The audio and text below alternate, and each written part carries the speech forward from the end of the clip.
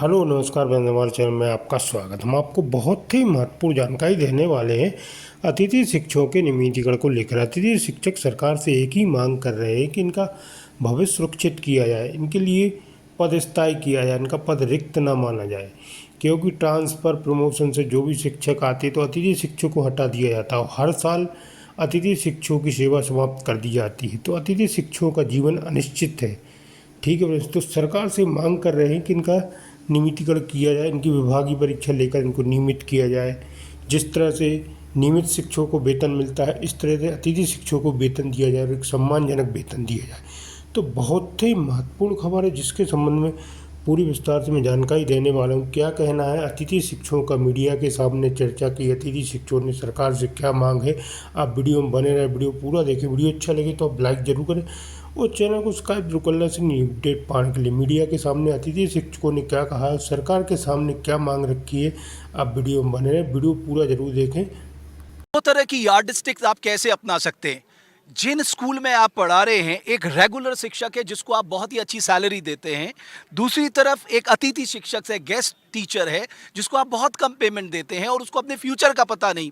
तो उस राज्य की एजुकेशन व्यवस्था पे भी एक बड़ा मजबूत सवाल उठता है कि अगर वो इस माइंडसेट से काम कर रहे हैं कि साहब रेगुलर टीचर के साथ इतना अच्छा हो रहा है, मेरे साथ ये भेदभाव हो रहा है, वो बच्चे की एजुकेशन पे कैसे ध्यान लगा पाएंगे। और दूसरी चीज़, लाइवलीहुड जो है इन सारे लोगों की इसी प्रोफेशन पे टिकी हुई है। और मुझे लगता है ज्यादातर की तो एज भी इतनी हो गई होगी मित्र। हाँ, योग्यता के साथ। और मैं कहता हूं कि आप मानक पूरे करने के बाद भी आपको चाहिए क्या, वो सारे मानक आपके पूरे हैं। यहाँ पर दिक्कत कहाँ पे आ रही है, आप बैठिए कमेटी बैठाइए और देखिए कि मानक पूरे हैं नहीं है। तो उस आधार पर हमें जितने इससे पहले भी नियुक्तियाँ हुई हैं इस आधार पर, और 2000 मतलब से पहले भी, कि लोग जो है इसी व्यवस्था के अनुसार जो है आगे बढ़े। उनके तो मानक पूरे भी नहीं थे, उनको सरकार ने समय दिया है। हमारे मानक तो पहले से ही पूरे हैं, तो क्यों नहीं आप जो है, दिक्कत कहाँ पे हो रही है।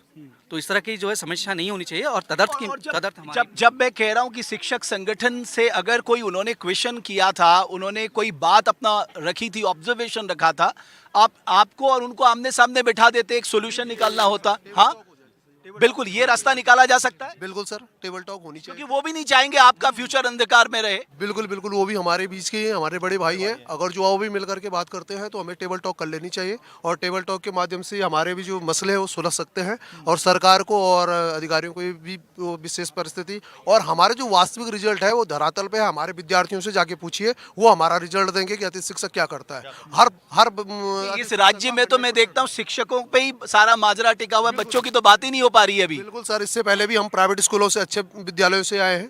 मैं खुद सब योग्य है यहाँ पे, पर बशर्ते सरकार इस बात को समझने की कोशिश करे, और जो भी लोग हम हैं यहाँ पर, और समय पर मांग को पूरी करे, और बच्चों का भी। मैं आप लोगों से एक कॉमन सवाल पूछना चाहता हूँ। आप मान रहे हैं कि ये एक निर्णायक लड़ाई के लिए आप तैयार हैं? आप बिल्कुल तैयार हैं कि इस बार आप लोग आर पार की लड़ाई के मन पे आए हैं, यानी आप अपना गवर्नमेंट ऑर्डर लेके जाएंगे। तो क्या आपको लगता है कि अब बहुत, मतलब जिसको कहते हैं ना, पानी सर के ऊपर चला गया, क्योंकि आपको बहुत बड़ा लंबा इंतजार है। सर, गले तक पानी आ गया है, और हमारा आपके चैनल का बहुत बहुत धन्यवाद। अभी एक साथी कह रहे थे कि मैं 2 बार चयनित हुआ हूँ। आपने ये मांग प्रमुखता से उठाई है। जितने लोग एक नंबर वाले हैं उनकी नौकरी, तो इससे इन लोगों का भला होगा। हमारी आप अवस्था देख रहे हैं। हम कह रहे हैं कि जिस दिन ये सरकार इनको नौकरी देगी उस दिन मैं तो रिटायरमेंट हो रहा होगा, लेकिन नहीं, मैं इनके लिए भी लड़ रहा हूँ, क्योंकि हमने यहाँ से वो फतवा लेके जाएंगे कि आप जाइए और अपने घरों में बैठिए। 2 हमारे यहाँ से मांगिए।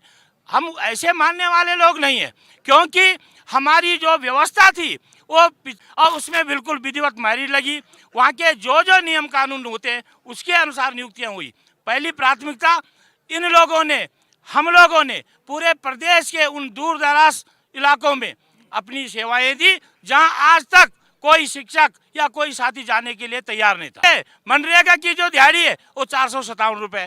तो आपने किया क्या? ये निर्माण होगा कैसे? उन बच्चों का भविष्य का निर्माण होगा। मान आता है कि आप जाइए, आपकी जगह परमानेंट आ गया है, दूसरे दिन वो गठरी उठाते हैं अपनी एक पिकअप गाड़ी। कौन से शिक्षक है? ऐसी व्यवस्था आज तक हमने कभी नहीं देखी। हम भी लगभग 48-47 साल के हो गए जब अंशकालीन जो शिक्षा में सर जो लोग पहले बिना डिग्री के लगे थे वो शिक्षक बंधु जिनको न्याय पंचायत स्तर पे बुला दिया गया था उनका कोई वीएड नहीं था। आप चाहे उसकी सत्यता की जांच करवा सकते हैं और उन लोगों को आज परमानेंट किया। हम क्यों नहीं परमानेंट हो सकते हैं? क्योंकि हमारे पास वीएड है। हमारे 50 से ऊपर क्या पास नहीं है? कौन सी ऐसी विडंबना है कि हमें परमानेंट नहीं किया जा सकता? तो आपको संकेत क्या मिलने पॉलिटिकली जब आप लोगों की बात हो रही है अपने अपने चैनल से, क्या ऐसे करना पड़े, मैं अपने बच्चों के लिए न्योछावर कर दूंगा अपनी ज़िंदगी, नहीं तो मैं यहाँ से तभी जाऊँगा। जहाँ पढ़ाते हैं वहाँ कितने स्टूडेंट्स हैं? सर मेरे विद्यालय में 385 स्टूडेंट है और मैं हर काम सर वहाँ करता हूँ। हमारा वहाँ पर भी ऐसा शोषण किया जाता है। हमारे यहाँ क्या बोलते हैं, बाबू नहीं, बाबू का काम भी सर हम करते हैं, क्लास टीचर का काम हम करते हैं, पढ़ाने का काम हम करते हैं। जहाँ खाली चुनाव ड्यूटी हमने की सर कोविड में। मैं सर आपको एक बात बताना चाहूँगा, जब पिछली बार चुनाव के लिए हमें मतलब ट्रेनिंग के लिए बुलाया गया तो सरकार आखिर क्या चाहती है, हमारे पास क्या नहीं है, कौन सी प्रक्रिया से हम गुजरे नहीं है। इसलिए मेरा यही कहना है सर कि हमें तदर्थ नहीं चाहिए, इससे और कुछ नहीं है। सर एक डर और है इसमें ना, जैसे अगर आप हमारे स्कूल में आते हैं, मैं आपको नहीं जानता हूँ, तो मन में डर रहता है कि मेरे सब्जेक्ट का टीचर तो नहीं आ गया, ये अब कार्य मुक्त का एक आदेश मिलने वाला है। मतलब आपको कब मिल जाए कार्य मुक्ति का आदेश आपको पता नहीं है, और आपकी काउंसलिंग अगली कब होगी ये भी नहीं पता है। आज अगर माना मैं कार्य मुक्त होता हूँ, मुझे 6 महीने तक घर बैठना पड़ेगा, इसमें कोई गारंटी नहीं है इसमें। हम यही चाहते हैं कि हमारा सिक्योर फ्यूचर मिल जाए हमें। अगर हमारे यहाँ कोई टीचर आए ना, हमें प्रॉब्लम नहीं है उससे, हम बीओ अटैच होना चाहते हैं तब तक, या सीओ अटैच करो, हमें सैलरी चाहिए पूरे महीने की और सम्मान सहित वेतन चाहिए हमें। एक ये नहीं कि अब कोई भी आ रहा है हम घर पहुंच जा रहे हैं, अगले दिन हमसे बोल, अगले दिन मुझे क्लास टीचिंग दी जाती है, माना मुझे कह रहे हैं आप क्लास टीचर हैं, आप रिजल्ट बनाइए, दूसरे दिन पता लग रहा है कि आप छोड़िए, जितना आपने काम कर रखा है अध्यापक है, आप घर जाइए। यानी जब रेगुलर टीचर आ जाता है आप लोगों को बोरिया बिस्तरा बांधने के लिए कह दिया जाता है। कभी भी इसकी कोई इस मानसिक स्थिति के साथ कैसे काम करेगा आदमी? कभी नहीं कर। और सबसे बड़ा सवाल ये है कि जिस प्रदेश की quality of education question mark होगी तो वो प्रदेश के बच्चों का भविष्य क्या होगा? जब टीचर ही इतना परेशान है तो उसका स्टूडेंट का क्या हाल हो रहा होगा? अभी इसके लिए भी गोष्ठी हुई थी कि 37 नंबर हम आ गए हैं, रीजन यही है सर, हम इतने डर गए हैं अंदर से, हमें पता ही नहीं है। अब बच्चों को नहीं पता हम लोग कौन है, कहाँ से आए हैं, लेकिन उन बच्चों को ये पता है ना कि कभी भी जा सकते हैं ये। अब बच्चे फोन कर रहे हैं हमें, सर आप 5 दिन से आए क्यों नहीं? कैसे बताएं कि हम गेस्ट टीचर आंदोलन में गए हुए हैं? कैसे बोले उनको? बोर्ड का एग्जाम है, हमें लेटर थमा जाता है कि आप कार्य मुक्त हो गए, घर जाइए। कब तक जाएंगे हम घर, बताइए? कितने घरों में जाएं हम? अब घर वाले भी इज्जत करना बंद कर दिए हैं सर, वो सोचते हैं कभी भी घर आ जाएगा ये तो। और अब ये तो एज भी हो गई है। बिल्कुल एज भी हो गई सर, कब तक देना बताइए? जी अभी भी आप जमे हुए हैं सर। अभी मैं हूँ। क्या पढ़ाते हैं आप? मैं इकोनॉमिक्स पढ़ाता हूँ। स्टूडेंट भी आपने अच्छे इकोनॉमिक बनाए होंगे। बनाइए प्रयास चले, लेकिन अच्छा है, मैं चाहता हूँ आप लोगों की डिमांड जरूर पूरी हो, ये एक जस्टिफाइड डिमांड है। हाँ, आप